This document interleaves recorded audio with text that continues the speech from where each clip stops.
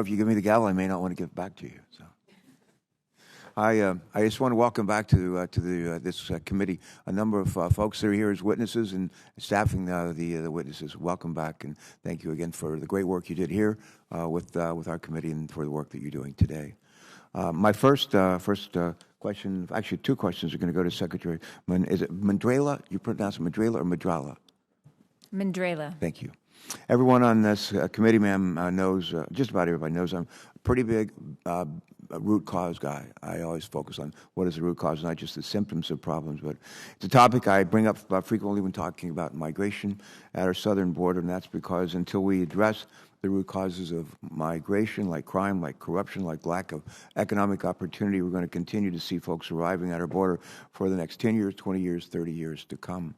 I believe that building strong diplomatic relations with countries in the Western Hemisphere is a critical part to stemming the flow of migration in the long term. I just ran into Ken Salazar, former senator, former Secretary of the Interior. He's in town, and he's now our ambassador to Mexico. He was in the Dirksen building, in the cafeteria having breakfast. And I had a chance to talk with him a little bit yesterday, and I said, I want to come down to Mexico and the Northern Triangle sometime later this year, and maybe bring some of our colleagues with me. But anyway, we talked a bit about root causes. I'm still a big root cause, guys. But I think building strong diplomatic relations with countries in the Western Hemisphere is a critical part to stemming the flow of migration in the long term, not just the short term, but the long term. And we got to work in lockstep with countries in the region to ensure that we're doing all we can to address the push and pull factors that force so many of them to flee. With that in mind, Secretary Mandrala, could you please take a moment to update us on the State Department's diplomatic efforts to tackle the root causes, some of the root causes, not all, but some of the root causes, and engage with countries in the region? Go right ahead. Thank you, Senator, and thank you for your leadership on this issue. President Biden, through an executive order in February of last year, directed the Department of State to work across the interagency to draft a strategy to address root causes of migration, recognizing that we have engaged in efforts to address root causes in Central America before. He directed us to learn lessons, apply those lessons, and to put in place a strategy to do it better. He directed that alongside several other aspects of a comprehensive approach to regional migration, including reforms at the border and another line of effort that we call the Collaborative Migration Management Strategy. And this is a strategy to manage migration along with regional partners, strengthen border enforcement in the region, promote a sense of shared responsibility, strengthen protection systems in countries throughout the region as well.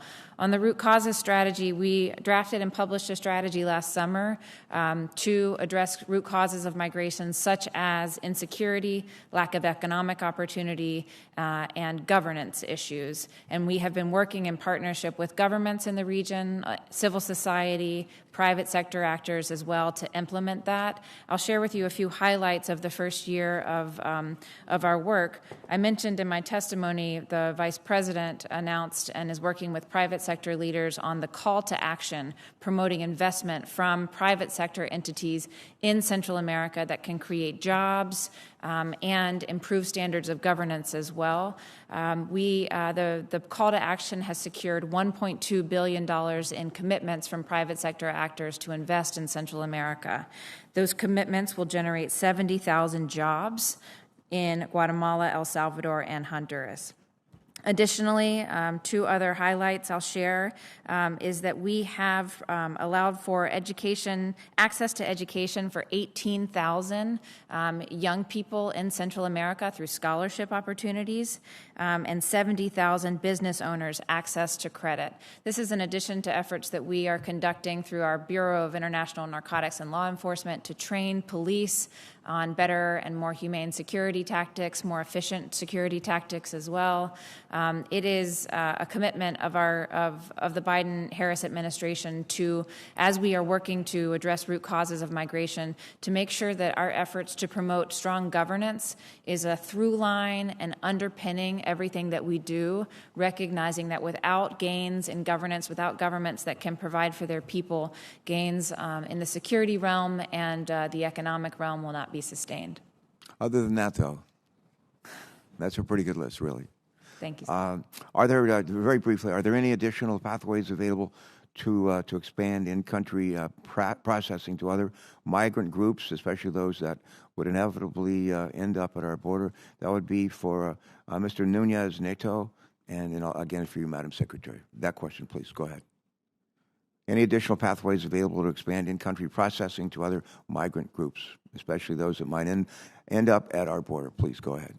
Thank you, Senator. We have been working to expand our ability to, issue H-2A and B visas in the region. I think, are also enhancing refugee processing in the region. That said, I think we do have, under current law, limited legal pathways, and one of the things that I think we would really want to work with Congress on is the ability to better match, workers in the region with the badly needed jobs that we have in the U.S.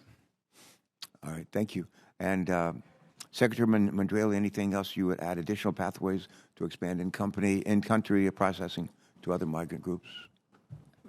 We recognize that legal pathways is a critical component of the strategy to effectively manage migration throughout the region. And these are pathways to the United States as well as to elsewhere, other countries that are standing up legal pathways, temporary work opportunities, et cetera. I'll mention a program run by my colleagues in the Bureau of Population, Refugees, and Migration, and it's the Central America Minors Program.